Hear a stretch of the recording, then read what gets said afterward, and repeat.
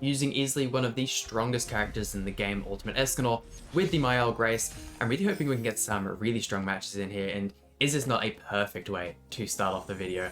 Can we maybe go ahead and proper revive with a single target card? I reckon that's a definite, but also killing with the level 3 AoE. Let's see how things are going to go here. Hoping for a little bit more success in today's video. The barn showcase was absolutely shocking. Of course, we're starting off with an evasion food. Is what other teams are we going to verse when using this team? Wow, still being able to one-tap Elizabeth, even though they had the evasion food there. I also said I was going to stop using this Ludocell entirely just because of how much he's aged, and you know, you can really struggle to get some videos out with him. Just getting his passive to proc even with any of these new teams, any of these new units, all of their CCs are so much higher than this Ludocell's, and even having his Holy Relic, he still just doesn't reach that kind of level that he really needs to. Elizabeth is going for her ultimate there. I think if we play something like this, may end up being the go. I'm pretty confident, even though the Escanor is only 3/6, in having his ability to completely one-tap everyone, especially if we still have the Ludocell passive still in the field. Also having everyone of the different races helps proc the Gotha passive, which is really, really nice. That'll build up each turn. So by this point, I think as long as we don't get stunned here, we're gonna have enough damage to kind of get things done. This can be a little bit scary though. I think I'm just gonna go for one Rupture card. Will that kill the shield though? One Rupture card, one Pumpkin Bomb card, just to be safe, and then... Okay, sweet, so one wrong. I was really scared we weren't gonna be able to break it there. The one Rupture card was enough. Can Escanor go ahead and one-tap now? Is he the guy? Is he the one? He truly is. I think we're gonna take quite a bit of reflect damage. Oh, quite a bit of reflect damage. Our Escanor completely died. I could be a bit problematic because we're going to lose Escanor now, and with the team we're rocking, we're not going to be as far. Man, if only I had one more ult level in Escanor, we would have been able to one-tap the MAEL. Goddamn, I didn't wail hard enough. I did not wail hard enough. I mean, I'm still happy with how we showcased, going up against the best team in the game, against a very, very janky composition. There's a lot of damage, but other than that, you don't have anything running for you.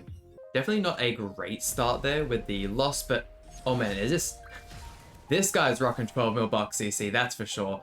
No procs on the Ludocell passive. This is kind of the reason why I stopped wanting to use you. Not only is this guy just way, way better at the game than me, way, way higher account, all that stuff, but in these situations, in these matches, he's getting zero value. Both of these cards, zero value here. Even if they had buffs on the enemy team, the Rupture card just does not hold up.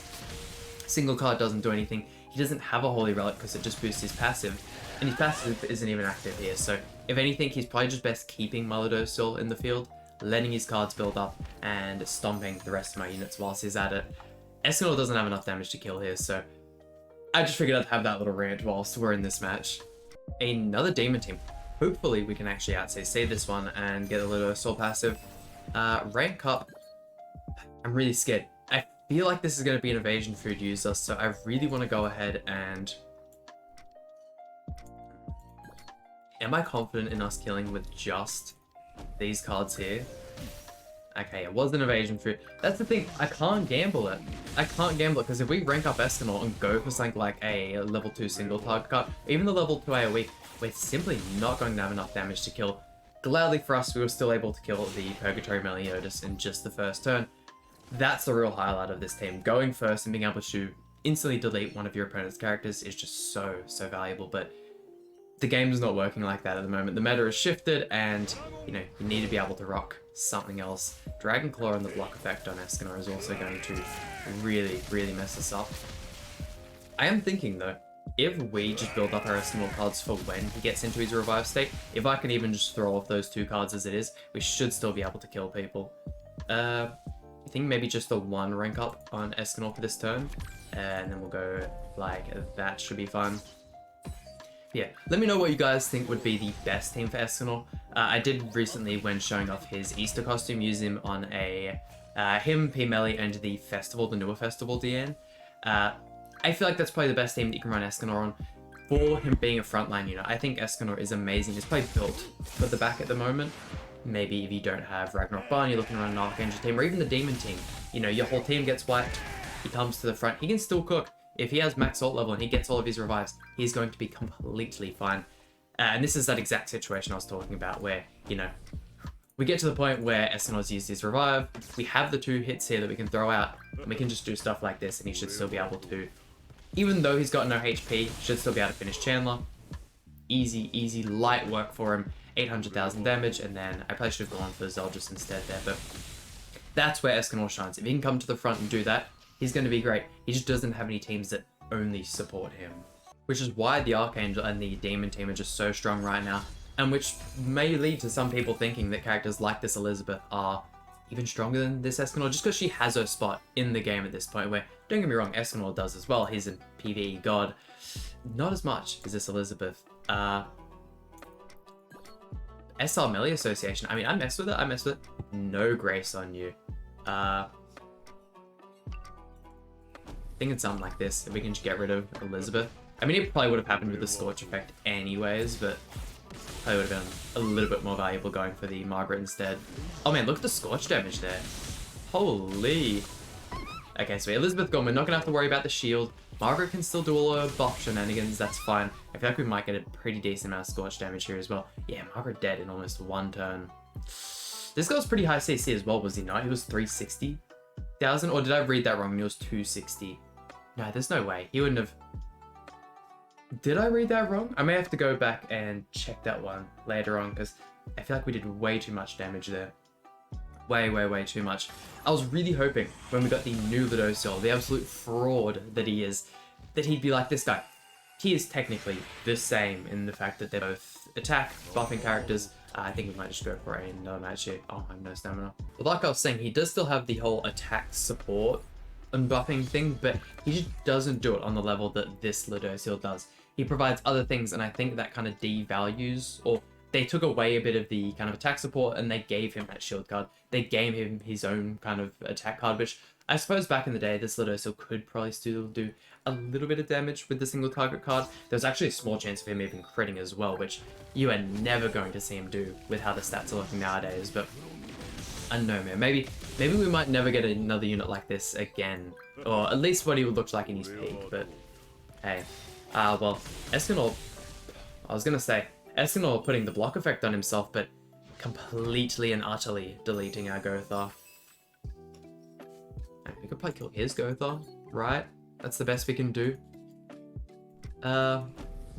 If we have a really good, and I mean really, really good card draw on the next turn when it comes to our ESCANOR cards, could even see us going ahead and winning the match, but not looking too good. I honestly didn't think we'd do that much with the AoE, which is the reason why I didn't go for the Elizabeth there. Is ESCANOR really low? If he doesn't have enough revives, I may just go for the ESCANOR, but watch him have like a really strong... Perfect example. He just has King come to the front, and it's going to be a bit tough to deal with. We can one-tap the shields. I don't know if we can do it with the charge card. I mean, the multiplier on that is actually considerably high. And that's better than actually any of the raw multipliers that we have here. Let's see. Ludociel dead. Elizabeth attack, and then I'm guessing... I mean, he would have used King Shield first with the Holy Relics, so... Ragnarok Barn about to die. Does anyone have any ultimates that I have to seal? No, they don't. This could work out perfectly for us. Let's go double ESCANOR attack, and I think I might just wrap up the video, because... Man, oh man, it's too hard using any of these, or not using any of these top teams. I feel like we're just getting stomped for trying to run anything fun, which I do plan on kind of starting to have an idea for a video that I want to do using some of the older teams and some of my more favorite characters from the past, but could you imagine me trying to use counter Meliodas in any of these videos? We're going to get utterly destroyed trying to use that, man, or even characters like Red Hellbrum, Blue Demon Melee. Once we start getting to the newer characters, Red Brown Hald could probably still do some work. We'll have to see though, because yeah, I don't think the game's gonna look too favorably on me trying to use those characters. We're just gonna get full Archangel teams unless I can get godlike card RNG and get a level 3 melee counter and have him survive something like a MAEL single target card, where we're not gonna be doing too great. Yeah, and this is the thing I was scared of, having the Ragnarok Barn die, because now we're not gonna have an attack to break a shield. And this King Shield is going to absorb my Escanor ultimate. There's no point me saving it, because if he's going to die, he's going to lose all his ult gauge anyways. Can we kill? Can we kill? Doing a lot better than I thought we would. Escanor ultimate's going to one-tap. If it doesn't, we can probably take another hit revive and then use our 2 attacks. No, you see it procs Final Flame. If I had a whole max ult level, we would have won this, but hey, I'm broke. It is what it is. And a final opponent, well, a Ludoso Connoisseur, are you joking? Braven has Ludo in the name? Oh man, we love to see this. How many ult levels has your Escanor got? Because that can make things a whole lot harder to deal with. Oh sweet, we'll 100% go like this. No Ludoso Connoisseur would be using evasion food. He's not the scum of the earth. He's not the dirt on my shoe. He's a fellow CC food user. A goat, if you must. Oh damn, look at...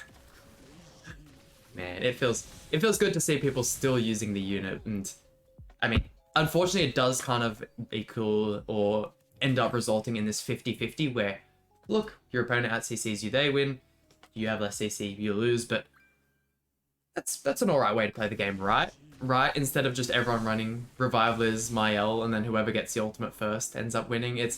I feel like PvP in most gacha games is going to be this kind of toxic cycle, but I guess we're just at the point now where we're going to have releases that are trying to keep up with, because I still wholeheartedly agree that with the release of Ultimate Escanor and Purgatory Melee and these newer release of characters, we've reached a certain point and now we're just waiting for the rest of the characters to kind of catch up again. Unfortunately, Holy Relics aren't a big enough buff to some of the older characters to make them viable, but who knows, maybe Netmarble will release something that can make it so I can use counter melee once again in PvP and get some value out of him, because, I mean, having a look at the box, 80-90% of this stuff cannot be used. They have their content. There's a lot of different PvE content in the game, so stuff here is still useful, but I mean, Beatrice can't be used anywhere. Ram can be used, thankfully the Nanashi does enough for her, but even this Valenti, a fairly new character, a PvP based character, mind you, as well. It's not like she was made for a PvE piece of content, and she just can't be used. This guy can't be used anywhere, which is unfortunate. RIP my boy, but yeah, so many characters here, just really hard to run them inside of PvP, but hey, once again, for the 3rd time I think I've said it in the video, it is what it is. New MAEL Grace on the Escanor, but that just about does it for today's video. Hope you guys enjoyed it. If so, please leave a like and subscribe. Really means a lot to me, and I'll see you guys for some more Grand Cross content.